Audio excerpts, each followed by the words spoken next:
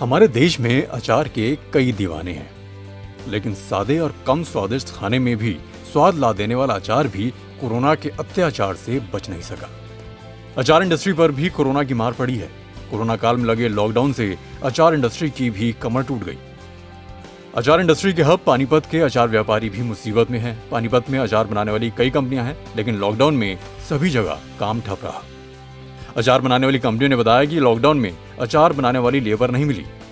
Corona के डर से लोगों ने अचार खरीदना भी बंद कर दिया है।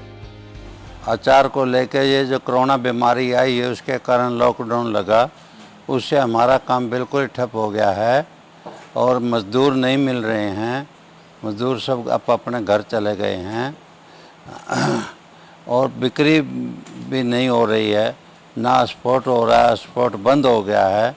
लॉकडाउन के दौरान जैसा आप जानते हैं कि पूरे वर्ल्ड में और पूरे इंडिया में ये दिखते रही 2-3 महीने तो बिल्कुल पूरा लॉकडाउन रहा। लोग घरों से ही नहीं निकल पाए।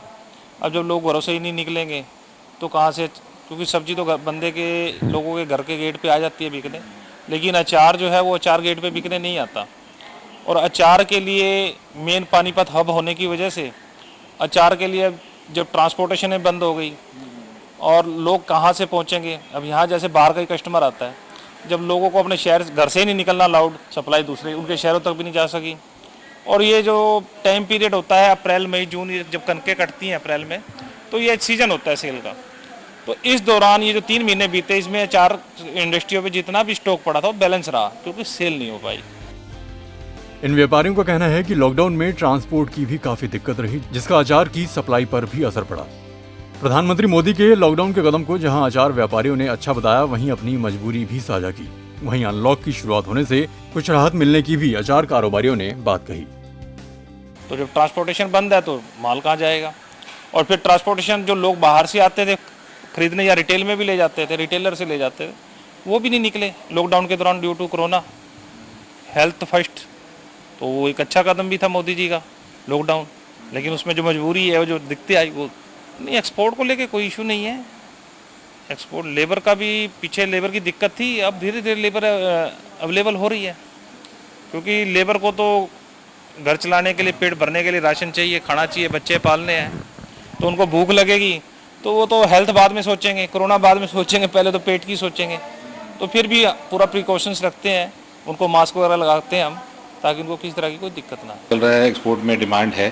पहले कुछ टाइम जब लॉकडाउन का स्टार्टिंग फेज था तब सिर्फ ट्रांसपोर्टेशन प्रॉब्लम्स थी, क्योंकि ड्राइवर्स अवेलेबल नहीं थे, कंटेनर्स लेके जाने वाला कोई नहीं था, वहाँ पे कस्टम्स के अंदर कोई नहीं था। अब हालात वहाँ पे भी बेटर हैं। आपका एक्सपोर्ट भी चल रहा है। भी कोई भी कंज्यूमर किसी प्रोडक्ट के ऊपर किसी लिहाज से शक कर रहा हो, खाने की डिमांड तो बढ़ रही है, चाहे वो इंडिया हो चाहे वो एक्सपोर्ट हो। और नो डाउट होटल इंडस्ट्री सफ़र कर रही है, उसके साथ सारी फूड इंडस्ट्री रिलेटेड होती है। तो जितने भी इंस्टीट्यूशनल सप्लाई वाले हैं, चाहे वो पिकल्स के हो गए, चाहे वो सॉस के हो गए, चाहे किसी भी खाने के प्रोडक्ट के हुए, तो उनकी मार्केट ज़रूर सफ़र करी है, जिसमें हम भी हैं। लॉकडाउन कई लोगों के लिए मुसीबत लेकर आया, लेकिन सबसे बड़ी मुसीबत कोरोना से बचने के लिए ये बहुत जरूरी भी था। अब भले ही कोरोना की रफ्तार कम नहीं हुई है, लेकिन अर्थव्यवस्था को सुधारने के लिए अनलॉक शुरू हो चुका है। उम्मीद है कि अचार इंडस्ट्री भी जल्द पटरी पर लौट आएगी और दीवानों की थाली में अचार भी वापस लौट आएगा।